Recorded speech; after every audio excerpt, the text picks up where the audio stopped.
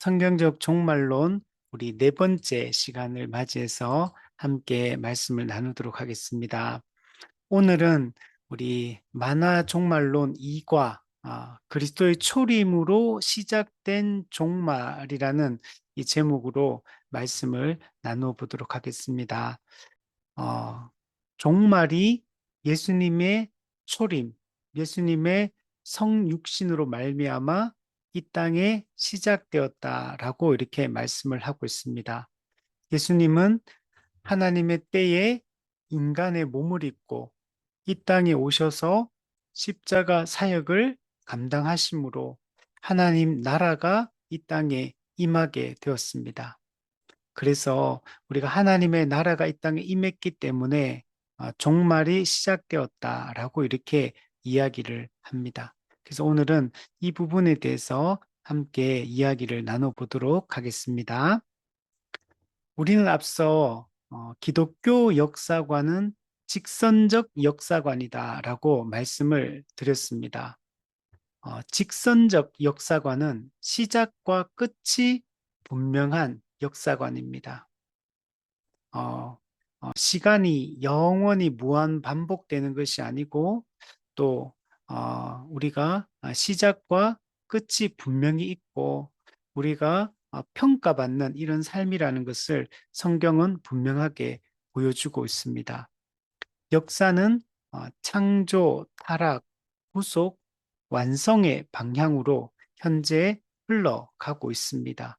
그래서 우리가 이 성경에 나오는 이 사중틀, 창조, 타락, 구속, 완성이라는 이 성경적 세계관으로 우리가 모든 것을 판단하고 우리가 우리의 삶을 살아가는 것이 여러분 중요합니다. 그리고 이 창조, 타락, 구속, 완성은 우리가 하나님 나라의 관점으로 이해하는 것이 중요하다고 말씀을 드렸습니다. 천지 창조는 곧 하나님 나라를 창조한 사건이요. 인간의 타락은 하나님 나라를 상실한 사건이요. 예수 그리스도의 십자가 구속은 하나님 나라를 회복하는 사건이요. 예수님의 재림과 최후 심판은 하나님 나라를 완성하는 사건이다. 우리가 이런 관점으로 우리가 성경을 이해하고 역사를 이해하는 것이 중요합니다. 역사의 주인은 하나님이십니다. 그래서 우리가 이 역사는 인간의 인류의 역사가 흘러가고 있지만 그 역사의 이면에는 하나님의 이 구원의 역사가 흐르고 있다라는 것들을 우리가 잊지 말아야 됩니다. 요즘 우리 수요 예배 때 다니엘스 말씀 우리 살펴보고 있는데 이 다니엘스 말씀을 통해서 역사의 주인이 하나님이심을 우리는 분명히 알 수가 있습니다. 우리 다니엘서 2장에 나오는 금신상 환상과 또 다니엘 7장에 나오는 네 짐승 환상을 우리 살펴보면 인류의 역사는 제국의 역사요, 힘의 역사이지만 그러나 그 이면에는 하나님의 역사가 흘러가고 있다는 것을 알 수가 있고 이 모든 세상의 강한 제국들도 하나님이 세워주지 않으면 그들이 설 수 없다는 사실을 알 수가 있습니다. 하나님은 세우기도 하시고 또 파괴하시기도 하시는 그런 분, 모든 것을 주권적으로 인도하시고 역사하시는 하나님이다라는 것을 알 수가 있습니다. 그래서 우리가 역사의 주인이 하나님이심을 믿고 우리가 인생을 살아가는 동안에 또 우리가 현 시대 가운데 일어나는 수많은 이 사건과 문제들을 바라볼 때 우리가 두려움에 떨지 말고 좀 하나님께서 이 모든 것을 주관하시고 섭리하고 있다는 사실을 우리가 분명히 믿는 것이 중요합니다. 역사는 하나님의 계획 그리고 하나님의 이 창조 목적을 이루어가는 과정입니다. 그래서 우리가 하나님이 이 모든 것은 하나님의 이 작정 가운데 이 계획 가운데 모든 일이 이루어지고 있고 하나님의 천지를 창조하고 인간을 창조할 때 목적하셨던 그 바를 이루어가는 그 과정이라고 우리가 역사를 이해해야 됩니다.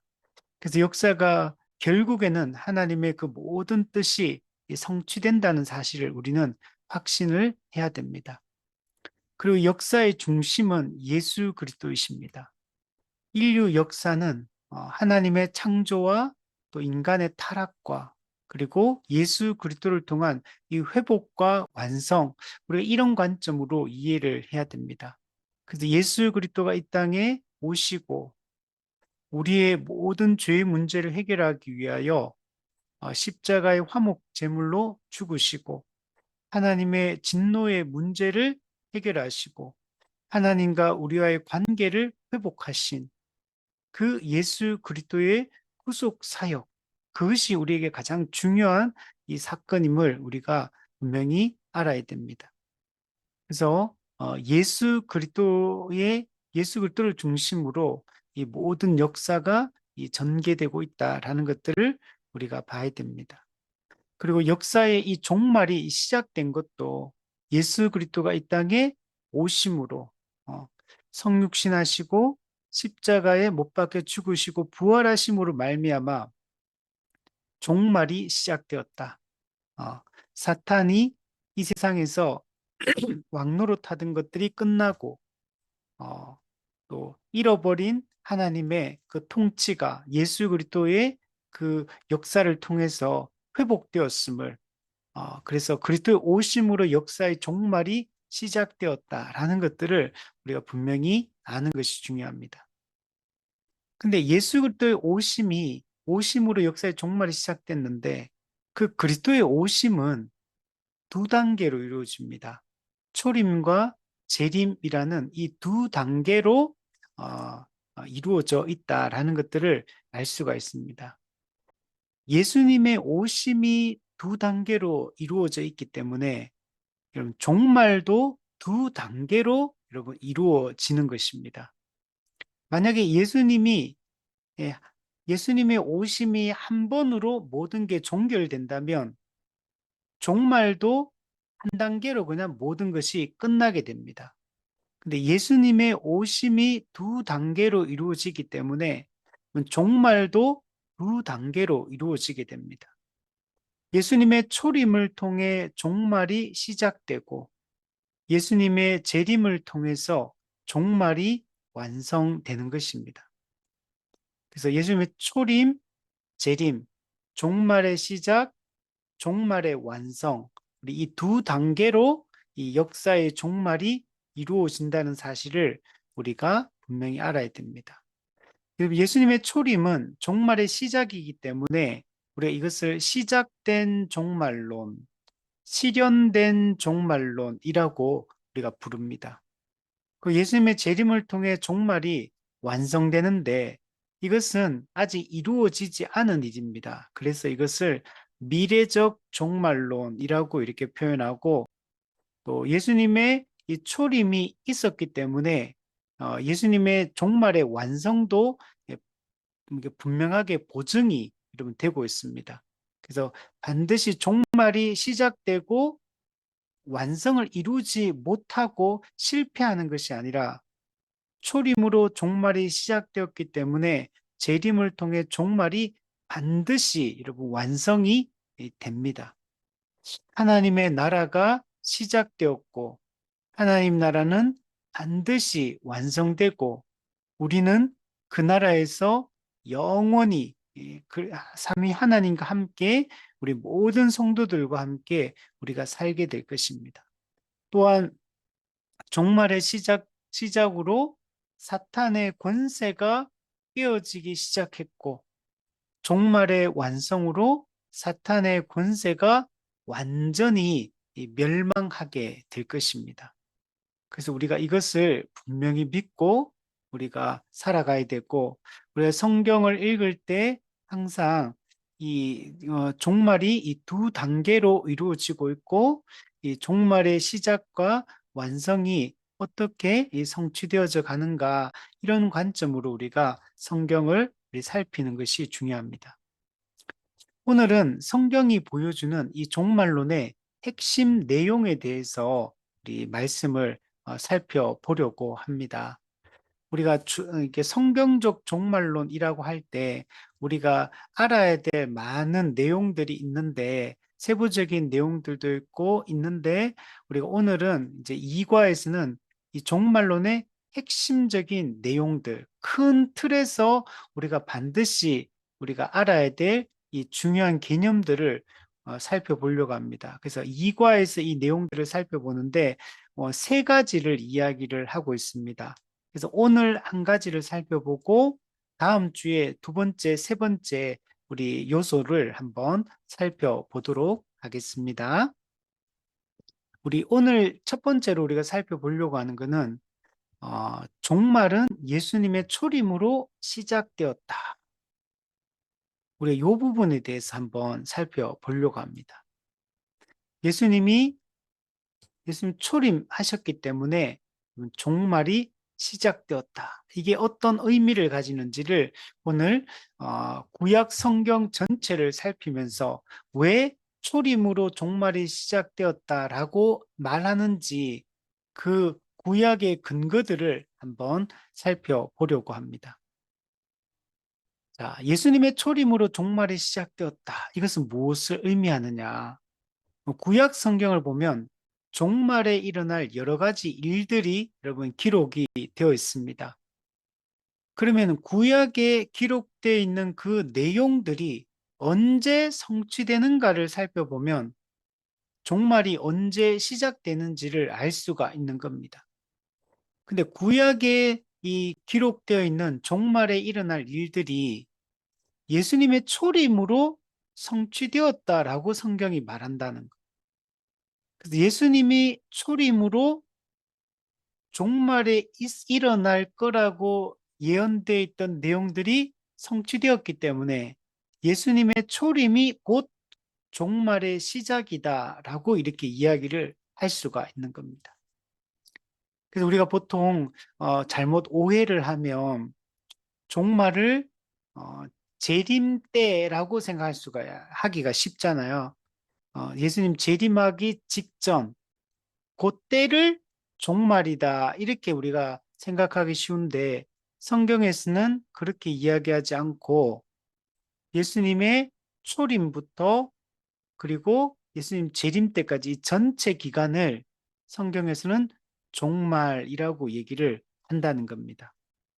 구약의 종말 때 일어날 일들이 예수님의 초림 때부터 이것이 성취되기 시작했기 때문에 예수님의 초림 때부터 우리는 종말이 시작되었다라고 이해를 해야 되는 것입니다. 자, 첫 번째로 그럼 왜 그렇게 이야기하느냐? 구약에 어떤 것들이 성취되었느냐를 우리가 살펴볼 필요가 있습니다. 예수님의 초림으로 구약 성경에 나오는 메시아에 대한 예언, 메시아에 대한 약속들이 많이 등장하는데 그 내용들이 여러분 성취가 되었습니다.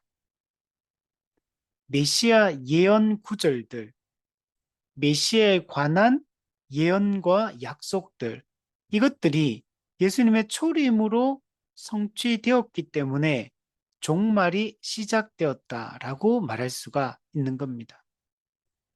그럼 구약 성경에는 메시아에 대한 여러 가지 호칭들이 등장합니다.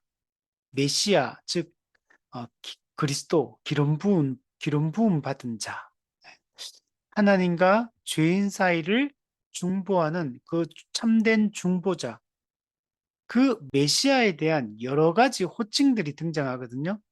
이 구약에 예언되어 있는 이 호칭들이 신약의 예수님의 초림으로 이 모든 예수님에 대한 이 내용들이 다 성취가 됩니다.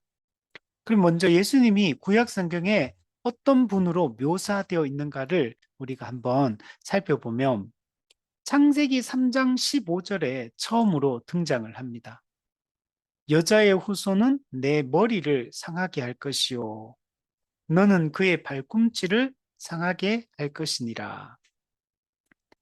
메시아를 여자의 후손이라고 얘기를 하고 있습니다. 이 창세기 3장 15절은 우리가 원시복음이라고 얘기하는데 이 메시아에 대한 약속의 뿌리가 되는 이 성경 구절이다 라고 얘기할 수 있습니다.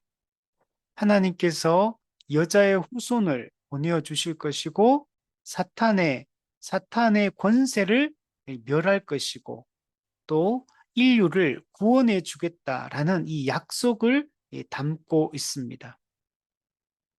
그리고 이 여자의 후손이 이후에 여자의 후손으로 기록되어 있는 이분이 나중에는 아브라함의 후손이라고 하고 또 이삭의 후손, 야곱의 후손, 그다음에 12지파 중에 유다의 후손, 그리고 다윗의 후손이라고 얘기합니다. 그리고 그 다윗의 후손으로 신약에 예수 그리스도가 여러분 탄생을 하게 됩니다.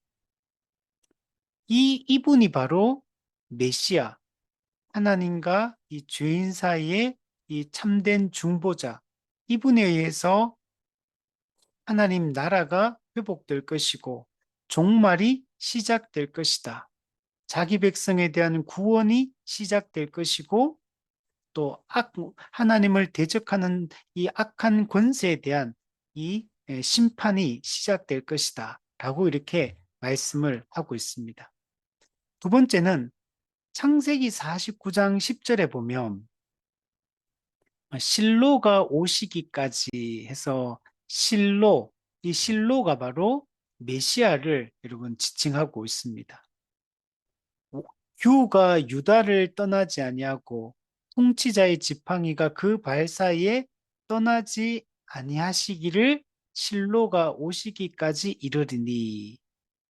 네. 그 유다 지파에서 이 한 통치자가 나타날 것이다. 그게 실로, 유다 지파에서 나타날 그 통치자, 그리고 그에게 모든 백성이 복종하게 될 것이다. 라고 이렇게 말씀을 하고 있습니다. 이분이 바로 메시아고 이분이 오심으로 말미암아 모든 백성이 그에게 복종하게 되는 것을 볼 수 있습니다. 실제로 신약 성경에 보면 우리 에베소서나 우리 빌립보서나 이런 말씀, 골로새서나 이런 말씀들에 보면 예수님이 십자가에 못 박혀 죽으시고 부활하시고 승천하셔서 하나님 그 보좌 우편에 앉으심으로 만물이 그리스도의 그 왕권 앞에 이 복종하고 무릎을 꿇게 되었다라는 내용이 나오거든요. 그래서 유다 지파에서 나오는 이 실로 통치자의 지팡이로 통치하는 이분이 바로 메시아이심을 우리에게 잘 보여주고 있습니다. 세 번째는 신명기 18장 15절입니다. 모세가 말하기를 여호와께서 너희 가운데 내 형제 중에서 너를 위하여 나와 같은 선지자 하나를 일으키시리니 너희는 그의 말을 들을지니라. 네, 나와 같은 선지자 하나를 일으키신다. 네, 모세와 같은 선지자를 일으킬 것이다. 여러분 출애굽기나 이 구약 성경에 보면 모세는 여러분 메시아의 이 예표입니다. 참된 왕에 대한 이 예표로서 이게 모세가 그 역할들을 감당하잖아요. 그래서 그 모세가 이스라엘 백성과 하나님 사이에서 그 중보자 역할을 해서 하나님 말씀을 대언하고 그들을 가나안 땅 젖과 꿀이 흐르는 하나님 나라로 인도해 드리는 그 역할들을 하는 것들을 볼 수 있잖아요.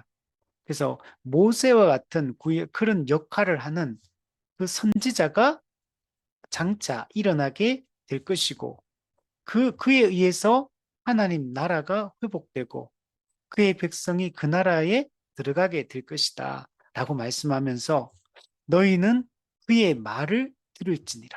네. 모세와 같은 선지자 메시아 그의 말을 듣고 복종하라 이렇게 말씀을 하고 있습니다.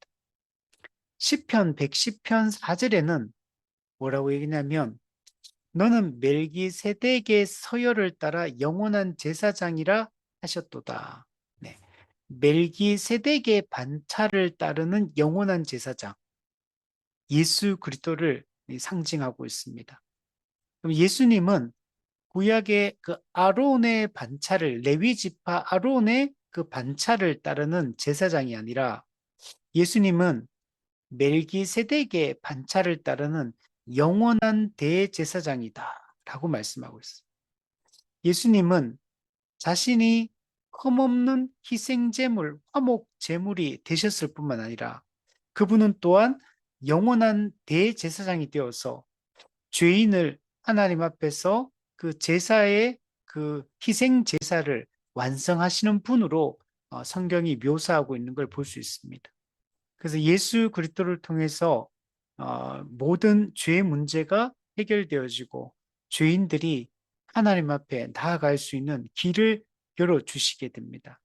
그래서 예수님을 이 멜기세덱의 반차를 따르는 영원한 제사장이다. 이렇게 이야기하는 걸 볼 수 있습니다.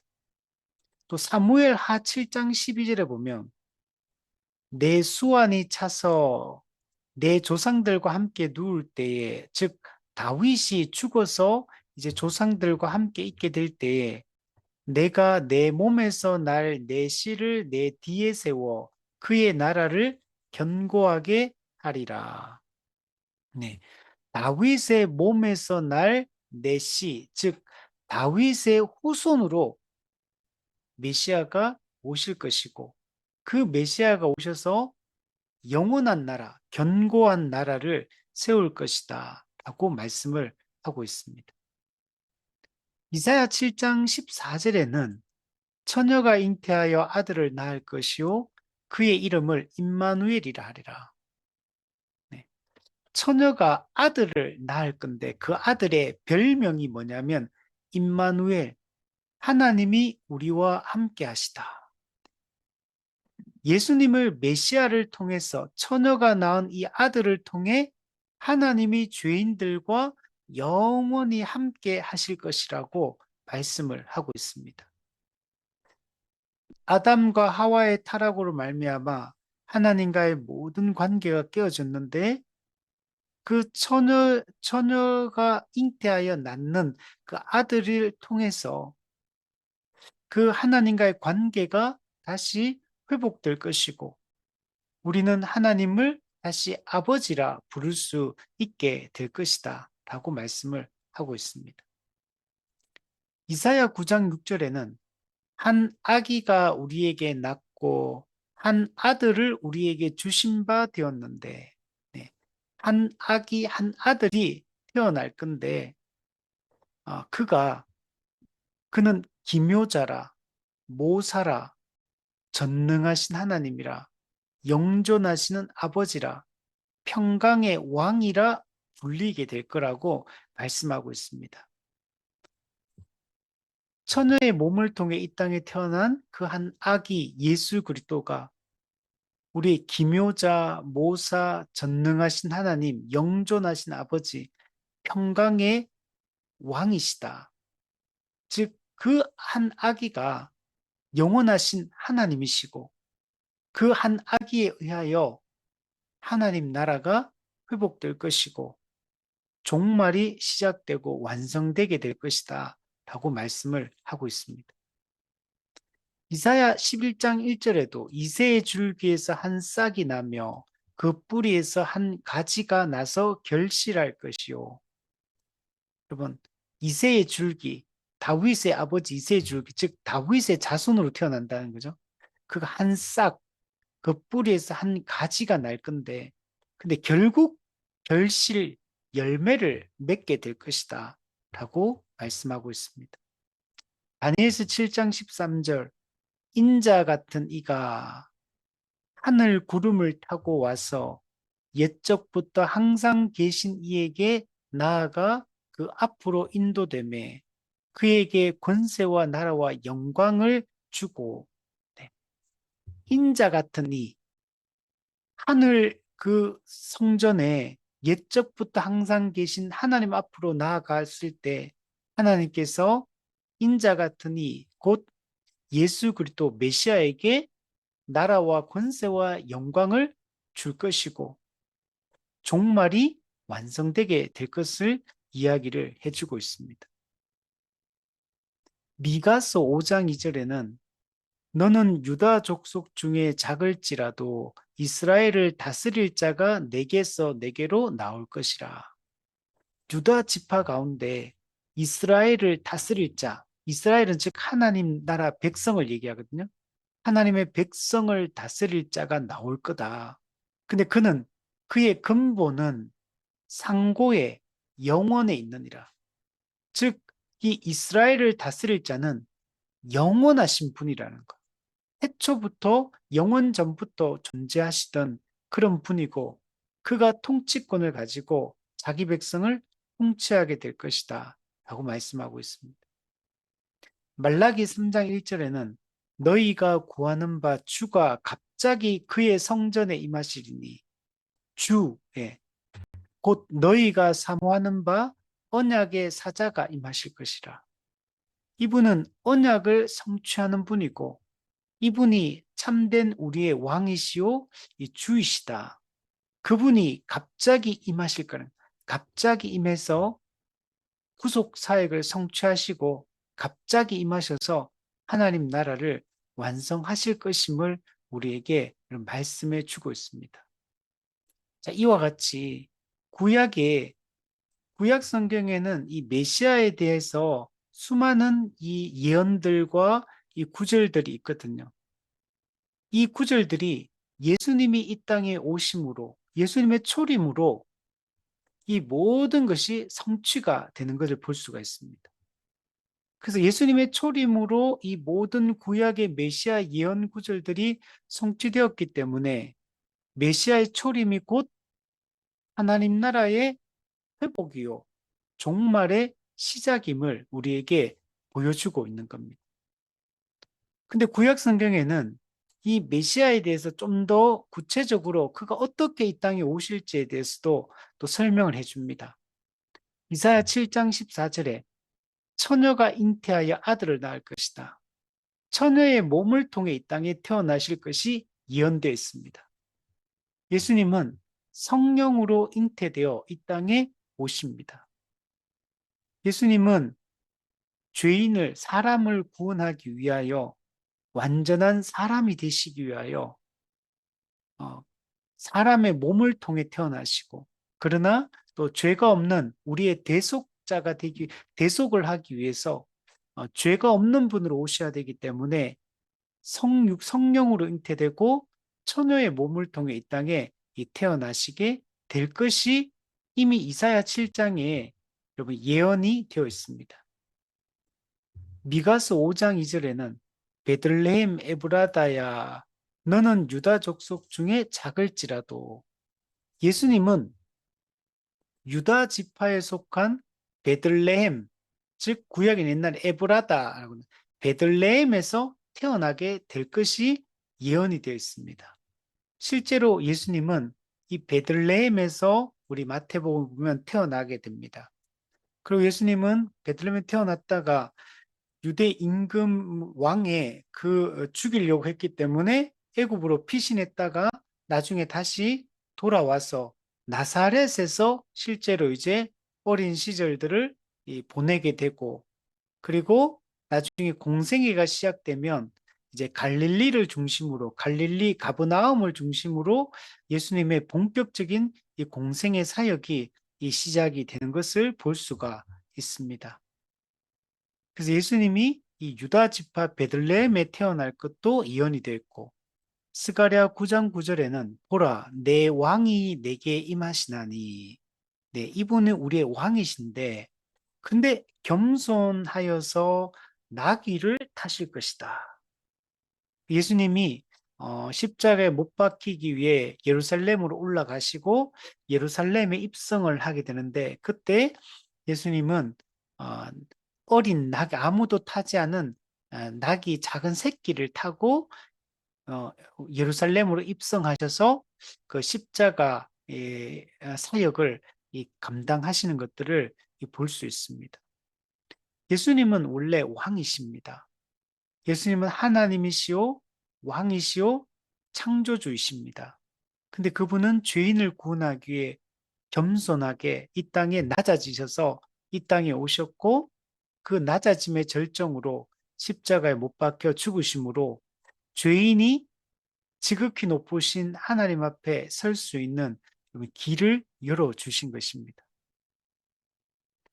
우리를 위해서, 우리가 아직 연약할 때, 우리가 아직 죄인 되었을 때, 우리가 이런 자였을 때 그 하나님께서 예수 그리스도를 보내주시고 우리를 위해 그 은혜를 베풀어 여러분 주신 것입니다. 스가랴 11장 12절에는 예수님은 어떻게 팔릴지에 대해서 기록이 되어 있습니다. 내 품삯을 내게 주고 그렇지 아니하거든 그만두라. 그러니까 이제 그들이 곧 은 30개를 달아서 내 품삯을 삼은지라. 예수님은 은 30개에 의해서 팔려나가게 됩니다. 예수님 마지막 최후의 만찬 그 자리에서 만찬을 끝내고 또 제자들의 발을 씻기시고 하신 이후에 가룟 유다가 어, 그 어, 몽둥이를 가지고 또 사람들의 군사들을 데리고 와서 예수님을 잡아가잖아요. 근데 유대 종교 지도자들과 가룟 유다가 은 30개를 받고 스승 예수님을 팔아 먹기로 이렇게 결정을 합니다. 그래서 은 30개는 노예 한 사람의 품삯에 해당하는 그런 가치밖에 없는데 그것으로 예수님을 팔아 넘기는 것들을 볼 수가 있습니다. 이사야 53장에 보면 그는 주 앞에서 자라나기를 연한 순 같고 마른 땅에서 나온 뿌리 같아서 예수님은 연한 순과 같이 마른 땅에서 나온 뿌리처럼 아름다운 모양도 없고 흠모할 만한 것도 없고 풍채도 없는 이 땅에 오셔서 고난을 받으시고 예수님은 멸시를 당하시고 어, 질고를 당하시고 버림을 당하시고 귀히 여김을 받지 못하시고 십자가에 못 박혀 죽으십니다. 예수님은 고난의 종으로 이 땅에 오셨고 죄인을 대신해서 그 형벌을 담당하시게 됩니다. 시편 22편에도 보면 내 겉옷을 나누며 속옷을 제비 뽑나이다. 이것도 예언이 됐어요. 로마 군병들은 예수님을 십자가에 못 박은 이후에 예수님의 옷을 나누어서 이 제비 뽑는 것을 볼 수가 있습니다. 그래서 이걸 통해서 예수님에 대한 이 모든 그 내용들이 성취되고 있다라는 것들을 알 수가 있습니다. 또한 시편 16편에 보면 주의 거룩한 자를 멸망시키지 않으실 것이며 주께서 내 영혼을 소홀에 버리지 아니하신다. 네, 이거는 예수님이 여러분 부활하실 것에 대한 이야기를 약속을 하고 있습니다. 또한 시편 110편에 보면 내 원수들로 내 발판이 되게 하기까지 너는 내 오른쪽에 앉아 있으라. 네. 예수님은 십자가 못 박혀 죽으시고 부활하시고 승천하셔서 어, 그 원수들이 발판이 될 때까지 그 하나님 보좌 우편에 앉아 계시게 될 것이 예언되었고 그 예언이 실제로 성취되는 것을 볼 수가 있습니다. 자, 한번 정리해 보면 구약에는 이와 같이 메시아가 이 땅에 오실 것에 대한 수많은 약속과 예언들이 담겨 있고 그분이 어떻게 이 땅에 오실 것인지에 대해서도 다 기록이 예언이 되어 있습니다.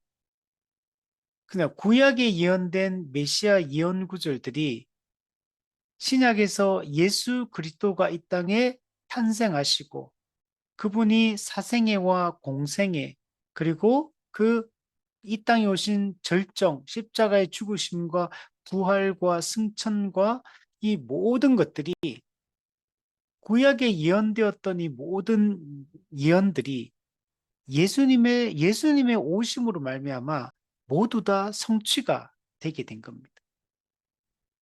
예수님의 오심으로 이 모든 초림으로 이 모든 것이 성취되었다는 것은 예수님을 통해서 하나님 나라를 회복하겠다는 그 약속이 성취된 것이요. 예수님이 이 여자의 후손이 뱀의 권세를 무찌르고 자기 백성을 구원하고 하나님 나라를 회복할 거라는 할 것이라는 이 약속이 예수님의 초림으로 다 성취되었다라는 것들을 좀 명백하게 좀 보여주고 있는 겁니다. 그래서 우리는 구약에 예언된 이 모든 메시아 예언들이 예수님의 오심으로 말미암아 성취되었다는 사실을 알고, 그래서 예수님의 초림으로 종말이 시작되었다. 하나님 나라가 시작되었고 사탄의 나라는 무너지기 시작했다라고 우리가 확신을 여러분 해야 됩니다. 두 번째로, 왜 예수님의 초림으로 하나님 나라가 시작되었다라고 하냐면, 예수님의 초림으로 구약에서 이스라엘 백성들이 기대했던 그 하나님 나라가 실제로 시작되었기 때문에, 예수님의 초림으로 구약에는 이 하나님 나라라는 이 용어가 명시적으로 구체적으로 이렇게 기록되어 있지는 않습니다. 그렇지만 구약에 보면 하나님이 왕이시다, 그리고 하나님이 왕으로서 다스리신다라는 이런 사상은 구약 성경에 반복적으로 여러분 나타나고 있습니다. 그래서 구약에 예언되어 있는, 그래서 구약 성도들이 기대했던 그 하나님 나라가 예수님의 오심으로 말미암아 다시 시작되었기 때문에, 그래서 예수님의 초림으로 종말이 시작되었다라고 이렇게 말할 수가 있는 것입니다. 인간의 반역으로 하나님 나라가 무너지게 되었습니다. 아담과 하와의 타락으로 말미암아 하나님 나라에서 추방되게 되었습니다. 그러나 하나님은 원시 복음을 통해 하나님 나라 회복에 대한 약속을 하시고, 아브라함 언약을 통해 하나님 나라 회복에 대한 구체적인 약속을 주셨습니다. 그러나 이제 구약 시대에도 이스라엘 백성들도 보면 그게 제대로 작동이 안 됩니다. 율법에 이스라엘 백성들이 순종하지 않고, 또 제사장과 선지자와 이런 왕들이 그 직분의 역할들을 제대로 이행하지 않음으로 말미암아 결국에는 이스라엘 나라가 멸망하게 되고, 이 하나님의 통치가 불완전하게 실현되는 것들을 볼 수가 있습니다. 사사들은 자기 소견에 옳은 대로 막 행하고, 인간 왕들은 율법에 따라 하나님의 통치를, 신정 정치를 대행해야 되는데, 자기가 그 주변 이방 민족들처럼 자기가 그 왕권을 가진 그 자인 것처럼 이렇게 착각하고, 정말 자기 마음대로 이렇게 통치하고, 또 인간적인 수단과 방법을 통해서 나라를 유지하려고 하다 결국에는 이 멸망하는 것들을 볼 수가 있습니다. 그럼에도 불구하고 구약에는 이 하나님이 왕이라는 이 개념, 하나님의 통치가 시행되고 있다는 이런 말씀들, 그리고 비록 이스라엘의 실패로 말미암아 그 하나님의 통치가 제대로 이행되지 않지만, 하나님께서는 다시 하나님 나라를 회복하실 것이고 참된 왕으로서 통치하실 것이라는 이런 말씀들이 구약에는 많이 기록이 되어 있고, 그게 장차 이루어질 것이라고 말씀했거든요. 근데 그게 언제 성취되냐면, 예수님의 오심으로 말미암아 구약에서 기대하던 그 하나님 나라가 신약에서 예수님의 초림으로 말미암아 그 하나님 나라가 실제적으로 이루어지는 것을 보여주고 있는 겁니다. 이것을 통해서 우리는 예수님의 초림이 종말의 예수님 초림을 통해 하나님 나라가 시작되었고, 그 하나님 나라가 시작되었다는 것은 곧 종말이 시작되었다라는 것을 좀 보여준다는 겁니다. 시편 47편 8절에 보면 하나님이 백성을 다스리시며 하나님이 그의 거룩한 보좌에 앉으셨도다. 네, 하나님이 백성을 다스리신다. 하나님이 거룩한 보좌, 거룩한 왕자에서 온 땅을 통치하신다. 라고 이렇게 말씀을 하고 있습니다. 다니엘서 7장에도 보면 옛적부터 항상 계시니가 왕자에 앉아 있다. 왕자. 왕으로서 그분이 다스리고 있음을 보여줍니다. 미가서 4장 7절에도 보면 나 여호와가 시온산에서 이제부터 영원까지 그들을 다스리리라. 하나님이 시온산, 이 거룩한 성 예루살렘에서 자기 백성을 영원까지, 이제부터 영원까지 다스릴 것이다. 하나님 나라를 온전히 세울 것이다. 라고 말씀을 하고 있는 것을 볼 수 있습니다. 특히 하나님은 다윗의 아들 가운데 하나를 세워서 나라를 다스리게 하겠다. 영원한 왕조를 세우겠다라고 말씀하십니다. 근데 이 나라는 다윗의 후손을 통해 세워질 이 영원한 나라는 곧 다윗의 후손으로 이 땅에 오실 예수 그리스도에 의해 세워질 영원한 나라를 여러분 상징하고 있는 것입니다. 사무엘 하 7장 12절에서 14절에 보면 내가 내 몸에서 날 내 씨를 내 뒤에 세워 그의 나라를 견고하게 하리라. 그는 내 이름을 위하여 집을 건축할 것이요 나는 그의 나라 왕위를 영원히 견고하게 하리라. 예, 다윗의 자손을 세워서 영원한 나라를 하나님 나라를 세울 것을 약속하고 있어요. 그래서 실제로 이스라엘 백성들은 이 다윗 언약이 선포되고 나서 이때부터 이 하나님 나라에 대한 기대가 조금씩 더 무르익기 시작을 합니다. 그럼 구약 선지자들은 다윗 언약을 기초로 다윗의 자손이 세울 하나님 나라에 대해서 예언하고 있습니다. 다윗의 아모스 9장 11절에도 보면 다윗의 후손이 다윗의 무너진 장막을 일으킬 것이다. 다윗의 무너진 장막. 이스라엘 백성들이 멸망해서 다윗 왕국이 무너지잖아요. 포로 끌려가고 무너졌는데 근데 다윗의 후손에 의해서 이 무너진 다윗의 장막이 다시 일으켜질 것이다. 이 말은 그 유대 왕국 또는 다윗 왕국 이게 다시 이스라엘 왕국이 다시 세워진다는 얘기는 하나님 나라가 다시 세워진다는 말을 의미하는 겁니다. 다윗의 후손이신 메시아에 의해서 무너진 다윗의 천막이 일으켜질 것이다. 다윗의 자손에 의해 하나님 나라가 세워지게 될 것이다. 라고 말씀을 하는 것입니다. 특히 다니엘서는 이 하나님 나라를 세우실 것에 대해서 아주 명백하고 구체적으로 이 설명해 주고 있는 것을 볼 수 있습니다. 다니엘서 2장 44절에 보면 이 여러 왕들의 시대에 이 여러 왕들은 이 세상 나라들을 상징합니다. 이 세상 나라들이 일어났다 무너지고 일어났다 무너지고 계속 반복하고 있는 걸 볼 수가 있거든요.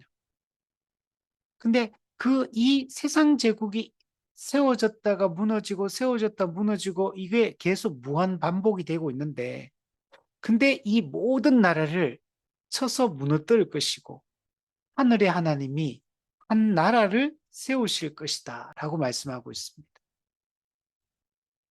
제가 지난주에 그 역사 강의를 하나 듣다가 그 인류 역사가 동양과 서양의 그 인류 역사가 어떻게 흘러왔는지 그 전체적으로 이 표로 그림으로 만들어서 이렇게 보여주는 내용을 봤거든요. 거기는 동양에 일어났던 제국들, 그다음에 서양에 일어났던 제국, 그리고 이 또 이렇게 우리 중동 이쪽에도 또 여러 제국들이 일어나잖아요. 이런 그리고 그 남미 그리고 오세아니아 이 모든 인류 역사 속에 일어났던 모든 제국을 이 한 그림 안에다 다 담아놨더라고요. 그리고 그 각 제국들이 얼마나 당시에 강력했는지, 시간적으로도 또 공간적으로도 얼마나 많은 땅을 차지했는지를 그 그림으로 이렇게 색깔별로 해가지고 표시를 해놨어요. 그 봅니까? 아, 인류 역사가 이렇게 흘러왔구나. 이런 제국들이 있었구나. 웬만한 제국이 다 등장해요. 그게 다 기록이 돼 있고. 제가 그래 이 그림이 이제까지 봤던 그림 중에 최고로 그림이 명쾌하게 그려놨더라고요. 그래서 딱 보니까 아, 이게 인류 역사가 이렇게 흘러가고 있구나. 지금은 이런 상황이구나라는 게 그림 하나에 다 등장합니다. 근데 이 제가 그걸 보면서 이 다니엘스가 딱 생각나더라고요. 다니엘스의 이 2장과 7장에 나오는 이 금신상 환상과 이 그리고 내 짐승 환상을 통해서 인류 역사가 어떻게 흘러갈지가 명백하게 그 그림 한 장 속에 다 담겨 있더라고요. 하늘의 하나님이 한 나라를 세우십니다. 영원히 망하지 않는 나라. 그 주권이 다른 백성에게 돌아가지 않고 그 나라의 백성이 영원히 차지하게 될 이 나라. 이 세상의 모든 나라를 쳐서 멸망시키고 이 하나님 나라가 영원히 서게 될 것이다. 라고 말씀을 하고 있습니다. 이 일은 예수님의 초림으로 시작이 되었고 예수님의 재림으로 완성이 되는 것입니다. 다니엘서 7장에도 보면 인자 같은 이가 하늘 구름을 타고 와서 옛적부터 항상 계신 이에게 나아가 그 앞으로 인도되매 이 장면이 하늘 법정의 그 왕좌에 앉아 계신 옛적부터 항상 계신 하나님 앞으로 인자 같은 이가 구름을 타고 나아갑니다. 그리고 나아가니까 그 옛적부터 항상 계신 하나님이 인자 같은 이 예수 그리스도에게 권세와 영광과 나라를 모두 다 위임해 줍니다. 하나님의 권세와 영광과 그 나라 통치권이 인자 같으니 이 땅에 메시아로 오신 예수 그리스도에게 모두 다 이 위임이 되고 그리고 이 모든 백성과 나라들과 다른 언어를 말하는 모든 자들을 하여금 인자 같은 예수 그리스도를 섬기게 복종하게 하는 것들을 볼 수 있습니다. 그리고 그리스도의 그 권세는 소멸되지 않는 영원한 권세요. 또 그리스도의 나라는 멸망하지 아니하는 나라가 될 것이다. 라고 말씀하고 있습니다. 하나님이 예수 그리스도를 이 땅에 보내시고 그리스도의 초림과 또 재림을 통해서 그 영원한 나라를 세울 것이다. 라고 말씀하고 있습니다. 근데 그 시작은 초림 때 십자가 사역으로 그 세상 나라가 무너지기 시작하고 하나님 나라가 세워지기 시작했다라고 말씀을 하고 있는 겁니다.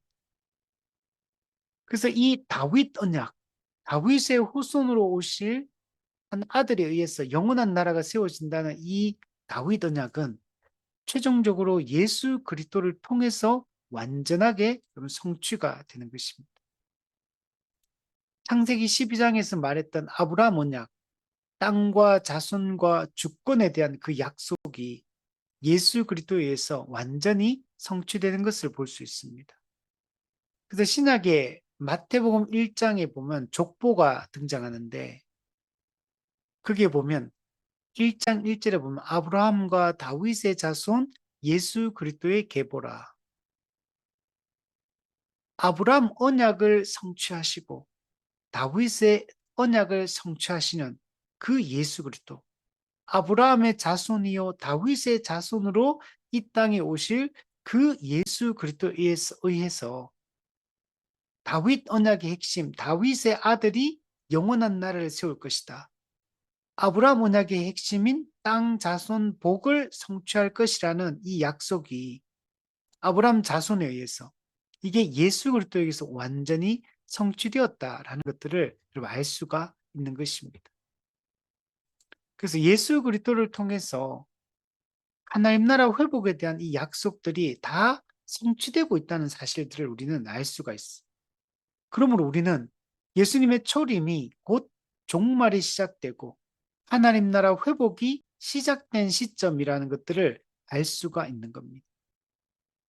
다윗의 후손으로 오신 예수님은 공생애를 시작하시며 이렇게 외칩니다. 회개하라. 천국이 가까이 왔느니라. 예수님의 초림으로 말미암아 천국이 여러분 가까이 왔다. 이 가까이 왔다는 말은 이 헬라어로 엔기켄이라는 단어를 쓰는데 이 엔기켄 가까이라는 이 단어는 이미 왔다라는 얘기를 하는 것. 아직 안 왔다. 뭐 지금 아직까지 중간쯤 오고 있다 이런 얘기를 하는 게 아니고 가까이 왔다. 엔기켄은 이미 왔다라는 얘기를 하는 거. 그래서 예수님 천국이 실제로 이미 왔다. 가까이 왔다. 이미 왔다. 이걸 뭘로 보여주냐면 천국 복음이 전파되는 것을 통해 보여주는 것. 회개하라. 천국이 가까이 왔느니라. 그럼 천국 복음이 선포되기 시작했습니다. 또한 예수님은 병든 자를 고치고 귀신들을 쫓아내기 시작합니다. 이런 것들은 다 뭐냐면 구약에 예언된 말씀들이에요. 메시아가 오시면 하실 거라고 예언되었던 그 말씀들, 천국 복음이 전파되고 병든 자가 고침을 받고 귀신들이 쫓겨나는 이 약속이 구약에 예언된 메시아에 의해서, 즉 그 예수 그리스도의 오심으로 말미암아 이게 시작되고 성취되었다라는 것을 보여줍니다. 그래서 하나님 나라가 이 땅에 임했다. 즉 종말이 시작되었다는 것을 분명하게 알리는 그 증거가 바로 이 천국 복음의 전파, 병든 자의 고침, 귀신을 축사함, 이걸 통해 분명히 드러나고 있는 겁니다. 사탄의 나라는 멸망하기 시작했고 하나님 나라가 도래하기 시작했다는 이 강력한 증거가 되는 겁니다. 그래서 예수님께서 마태복음 12장에서 이렇게 말씀하세요. 내가 하나님의 성령을 힘입어 귀신을 쫓아내는 것이면 하나님의 나라가 이미 너희에게 임하였느니라. 성령을 힘입어 귀신을 쫓아내면 하나님의 나라가 이미 너희에게 임하였느니라. 이 초대교회 그 당시에 예수님이 사역하시는 그때 예수님 이미 너희에게 하나님 나라가 임했다라고 말씀하는 거예요. 사람이 먼저 강한 자를 결박하지 않고서야 어떻게 그 강한 자의 집에 들어가 그 세간을 강탈하겠느냐. 빼앗긴 잃어버린 영혼들을 어떻게 빼앗아 오겠느냐는 마귀를 결박한 후에야 그 집을 강탈하리라.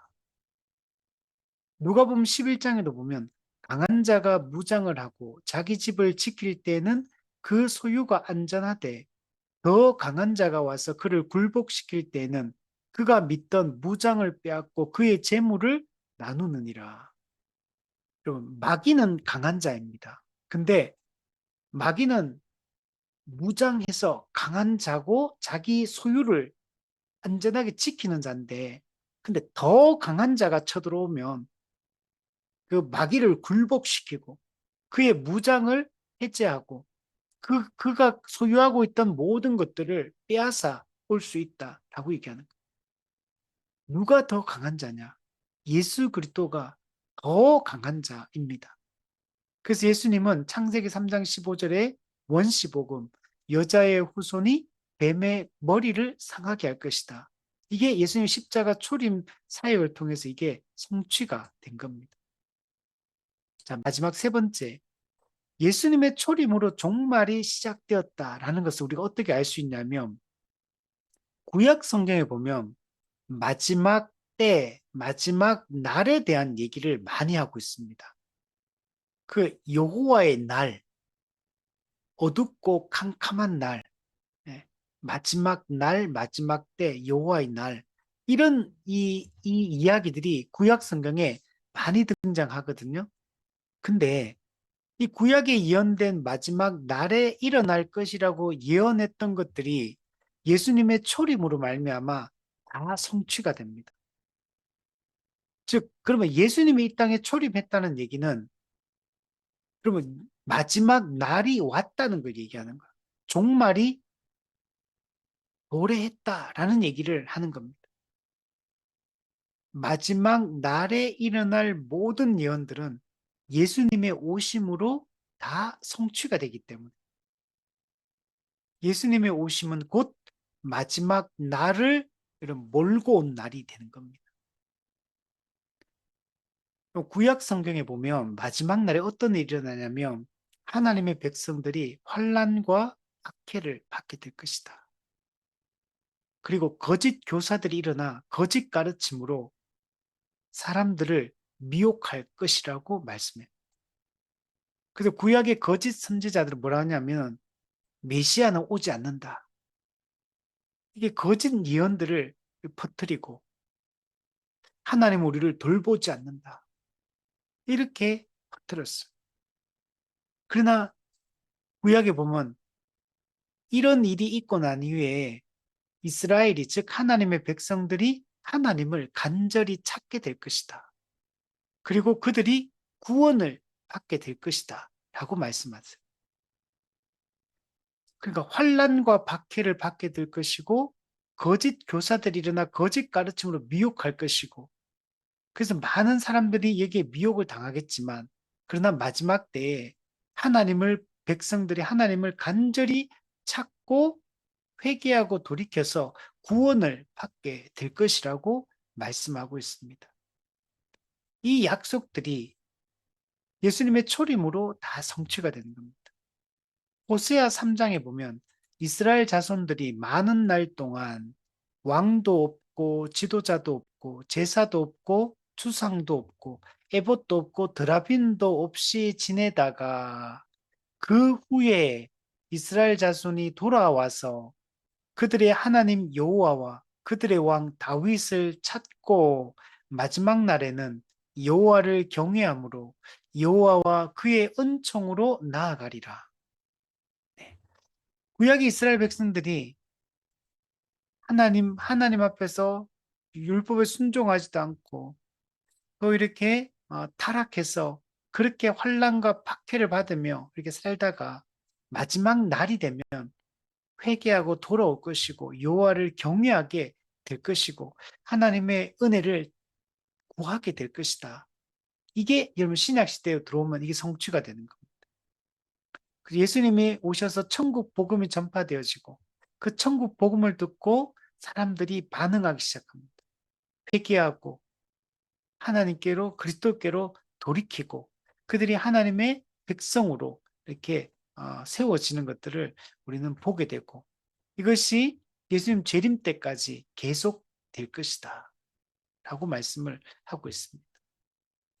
그러나 마지막 날에 또 어떤 일이 일어난다고 말씀하고 있냐면 하나님을 대적하고 하나님의 백성들을 대적하던 모든 적들은 하나님의 심판을 받게 될 것이다 라고 말씀하고 있거든요. 이게 예수님의 초림으로 이게 성취가 됩니다. 우리가 예수님의 재림 때 최후 심판을 통해 완전한 심판의 완성이 이루어지지만 성경에 보면 이미 요한복음을 보면 지금 이 시대부터 심판이 시작되었다라고 말씀을 하고 있습니다. 심판은 재림 때만 이루어지는 게 아니고 그때 최후 심판 때 완전한 종말론적 심판이 이루어지는 거고 그러나 예수님의 초림 때부터 심판이 계속 시행된다라고 말씀을 하고 있습니다. 이사야 13장 9절부터 13절에 보면 여호와의 날, 곧 여호와의 날이 여호와가 임하는 날이거든요. 그럼 하나님이 임하는 날은 좋은 날이잖아요. 근데 구약 성경에는 여호와의 날이 항상 좋은 날로 기록되지 않고 잔혹히 분냄과 맹렬히 노하는 날이 이르러 여호와의 날은 하나님을 대적하는 자들을 향해서 하나님이 잔혹하게 분을 내고 맹렬하게 노하는 날이 될 것이다. 그래서 땅을 황폐하게 하고 그 중에서 죄인들을 멸할 것이며 하늘의 별들과 별무리가 빛을 내지 아니하고 해가 돋아도 어둡고 달이 그 빛을 비추지 아니하는 날이 될 것이다. 세상의 악과 악인의 모든 죄를 벌할 것이며 교만한 자의 오만을 끊을 것이며 강포한 자의 거만을 낮출 것이며 그래서 어떻게 되냐면 사람이 다 죽어요. 심판을 받아가지고. 그래서 내가 사람을 순금보다 희소하게 하며 인생을 오빌의 금보다 희귀하게 하리로다. 하나님의 심판에 의해서 모든 악인들이 다 죽게 됩니다. 그래서 여러분 금이나 이런 것들 어떻습니까? 귀하잖아요. 희소성이 있잖아요. 희소성. 많이 없으니까 이게 귀해요. 근데 여러분 여호와의 날에는 어떤 일이 일어나냐면 하나님의 잔혹히 하나님이 모든 악인들을 심판하고 맹렬히 노하고 멸하여서 다 심판받아 죽기 때문에 사람이 희소하게 될 거예요. 사람이 없어요. 살아남는 사람이 많지 않다. 누가 살아남냐면 하나님의 택한 백성들, 끝까지 여호와를 경외하는 자들. 우리 다니엘서 12장에 보면 많은 사람을 옳은 대로 인도하는 자들. 전도서 또 우리 마지막 장의 12장에도 여호와를 경외하는 자들. 이런 자들만 남게 될 것이고 그렇지 않은 자들은 다 맹렬히 여호와가 분하여 맹렬히 노하는 날에 예, 하늘을 진동시키고 땅을 흔들어 그 자리에서 다 모든 것을 떠나게 만들 것이다 라고 말씀을 하고 있어요. 그러니까 여호와의 날 말세라는 것은 불의한 의로운 자를 구원하는 날이 되기도 하지만 불의한 자를 심판하는 날이 되기도 해요. 여호와의 날은 마지막 날은 구원과 심판이 동시에 이루어지는 날입니다. 그리고 이것은 초림 때 이 일이 일어날 뿐만 아니고 그 예수님이 이 땅에 오셨을 때 예수님이 세상을 구원하기 위해 이 땅에 오셨다라고도 말씀하셨지만 내가 세상을 심판하기 위해서 검을 주기 위해서 또 사람들이 불화하게 하기 위해서 예수님이 이 땅에 오셨다라고 말씀하는 걸 볼 수 있어요. 예수님은 택한 자들을 흥하게 하고 그러나 또 끝까지 하나님을 거부하는 이 유기된 자들은 이 쇠하게 하기 위해서 이 땅에 오신 겁니다. 예수님은 그래서 마지막 날 자체가 이 구원과 심판이 동시에 이루어지는 날이에요. 하나님을 대적하는 자들은 심판을 받아 멸망하고 하나님을 경외하는 자들은 하나님께 칭찬을 듣고 하나님 나라에 들어가게 될 것이다. 이런 구원과 심판이 이루어지는 이 마지막 날이 곧 여러분 종말이 시작되었음을 보여주는 겁니다. 심판과 구원이 시행되는 날이 여러분 종말인 겁니다. 마귀의 나라가 무너지고 하나님의 나라가 세워지는 것이 여러분 종말입니다. 신약 성경의 이 저자들은 구약에 예언된 이 여호와의 날이 예수님의 초림을 통해 이게 도래했다라고 명백하게 말합니다. 대표적으로 오순절 성령 강림 이후에 베드로가 이 설교를 합니다. 사도행전 2장 17절에 보면 말세에 내가 내 영을 모든 육체에게 부어주리니 성령의 오심은 뭘 말하냐면 오순절 성령 강림은 말세가 시작되었다. 종말이 시작되었다라는 걸 보여주는 거예요. 그러면 성령이 구약 성경에 보면 새 언약의 핵심이 성령이 오실 것이고 우리의 마음을 바꿔주실 것이고 율법을 지키게 하시겠다라고 말씀하거든요. 성령 강림 자체가 말세, 종말이 시작되었고 하나님 나라가 시작되고 사탄의 나라가 무너지기 시작했다라는 걸 보여주는 겁니다. 갈라디아 4장 4절 때가 참해 때가 찼다. 하나님의 때가 있는데 그 때가 찼다는 말은 곧 메시아가 이 땅에 구원과 심판을 시행하기 위해서 이 땅에 오셨다라는 말씀하는 것. 때가 참에 하나님이 그 아들을 보내사 여자에게 나게 하시고 율법 아래 나게 하셨다. 하나님의 정한 때가 찼다는 얘기 자체가 그래서 메시아가 오셨다는 말 자체가 종말이 시작되었고 악인에 대한 하나님의 심판이 시작되고 자기 백성에 대한 구원이 시작되었다라는 것들을 보여줍니다. 요한 1서 2장 18절 아이들아 지금은 마지막 때라. 지금은 마지막 때 적그리스도가 오리라는 말을 너희가 들은 것과 같이 지금도 많은 적그리스도가 일어났으니 많은 적그리스도들이 일어난 것. 여러분, 적그리스도가 활동하기 시작했다는 얘기는 마지막 때라는 말입니다. 그러므로 우리가 마지막 때인 줄 아노라. 우리 수요일 날, 우리 수요 예배 때 이번 주에 다니엘서 7장을 설교를 했었는데, 거기 보면 내 짐승 환상, 사자 같은 바벨론 제국, 곰 같은 헬라 제국, 표범같이 빠른 곰 같은 페르시아 제국, 표범같이 빠른 헬라 제국, 그리고 아주 무섭고 강하고 아주 놀라운 짐승으로 묘사된 이 네 번째 나라 로마 제국, 그리고 로마 제국으로부터 로마 제국 그 네 번째 짐승에서 돋아나는 열 뿔, 로마 제국이 열 왕에 의해서 아주 강력하게 통치되고 하나님의 백성들을 공격하게 될 것을, 박해할 것을 얘기하는데, 근데 그 로마 제국의 열 뿔보다 더 강력한 뿔이, 여러분, 작은 뿔이 등장합니다. 이 작은 뿔, 이 작은 뿔이 열 뿔 중에 세 뿔을 그냥 무너뜨려 버려요. 그리고 그 모든 권세를 작은 뿔이 이걸 다 취합니다.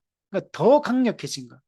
이 작은 뿔에 의해서 하나님의 교회가, 백성들이 아주 심각한 이 핍박과 박해를 받게 됩니다. 이 로마 제국에서 일어나게 될 이 작은 뿔이 그 과거에 누구를 상징하냐면 안티오쿠스 에피파네스 4세. 이 사람이 당시에 그 예수님 오시기 전에 안티오쿠스 에피파네스 4세가 그 이스라엘 사람들을 엄청나게 괴롭히고 박해를 합니다. 그래서 이 하나님의 백성을 공격하고 대적하는 아주 강력한 그 세력을 우리 이 작은 뿔의 묘사를 하고, 이 작은 뿔이 그 당시에는 안티오쿠스 에피파네스 4세 그에 의해서, 근데 이게 신약에 딱 나오면 이걸 상징하는 사람이 누구냐면 적그리스도를 상징하고 있다는 걸 얘기를 합니다. 그래서 예수님께서도, 사도 바울도, 요한도 이 적그리스도에 대한 얘기들을 해요. 이 강력한 작은 뿔, 교회를 아주 강력하게 박해를 하는 세력이 등장을 하게 될 텐데, 근데 이 작은 뿔도 어떻게 되냐면 결국에는 이 메시아의 인자 같은 이의 통치에서, 여러분, 이 작은 뿔이 뽑히고 멸망을 합니다. 이 작은 뿔은 이 초림과 재림, 이 종말 기간 동안에 적그리스도는 활동을 합니다. 거짓 선지자와 함께, 적그리스도와 거짓 선지자가 함께 교회를 이 종말 기간 동안에 엄청나게 박해를 하고 짐승의 표를 받게 하고 사람들을 억압할 것이고 믿음을 무너뜨리려고 이렇게 하는데, 그래서 이 종말 기간 동안에 적그리스도가 성도들과 전쟁을 벌이고 싸워서 또 일시적으로 막 이깁니다. 이기고 교회는 그 적그리스도의 통찰에서 이 환란과 박해를 일시적으로 받게 됩니다. 그러나 결국에는 이 적그리스도는 이 완전한 멸망을 당하게 됩니다. 우리 요한계시록에 가면 19장에 가면 이, 이 적그리스도와 그 적그리스도의 군대들이, 여러분, 그 말탄 자와 그의 군대들과 더불어 전쟁을 일으킵니다. 전쟁을 벌입니다. 그 적그리스도와 그의 군대, 그리고 그 말탄 자는 뭐 백마, 흰 말을 탄 자, 예수 그리스도입니다. 예수 그리스도의 군대와 마지막 최후 영적 전쟁, 아마겟돈 전쟁, 이 곡과 마곡의 전쟁을 하게 될 것이고, 그러나 예수님의 그 군대가 이 악한 이 짐승의 군대를 초토화시키고 그를 다 불태워서 불과 유황못을 세세토록 던져 넣는다는 말씀이 여러분 나옵니다. 그래서 이런 일들이 일어나는 것 자체가 이미 종말이 시작되었다. 그리고 그 종말이 완성을 향해 나아가고 있다라는 것들을 보여주는 것. 히브리서 9장 26절에도 자기를 단번에 제물로 드려 죄를 없이 하시려고 세상 끝에 나타나셨느니라. 자기를 단번에 제물로 드렸다 이면 십자가 예수님 자기 몸을 들이신 걸 얘기해요. 근데 이걸 뭐라고 표현하냐면 세상 끝에 나타나셨다. 즉 예수님이 십자가에 못 박혀 죽으시는 이 사건은 세상 끝에 일어나는 사건, 종말, 말세, 마지막 때에 일어나는 현상이다, 사건이다 라고 얘기를 하고 있다. 그래서 정리해보면 성경에 예수님의 오심, 성령님의 강림, 천국 복음의 전파, 그리고 병든 자의 고침, 죽은 자의 살아남, 그다음에 귀신이 쫓겨남, 이 모든 것들, 그리고 환난과 박해, 그리고 배교 현상, 이런 것들이 다 뭘 보여주냐면 종말이 시작되었다라는 걸 다 보여주는 성경의 내용들이에요. 이게 구약에 예언되어 있고 이게 신약에서 예수님께서 종말에 이런 일들이 일어날 거라고 말씀을 하고 있어요. 그게 실제로 다 이루어졌다는 것들을 우리는 보게 됩니다. 그러므로 예수님의 초림이 종말의 시작, 하나님 나라의 시작, 사탄의 나라의 멸망의 시작임을 보여주고 있고 예수님의 재림을 통해 최종적으로 완성에 이르게 될 것을 우리에게 보여주고 있는 것입니다. 그래서 정리하면 오늘 예수님의 초림이 종말의 시작이다.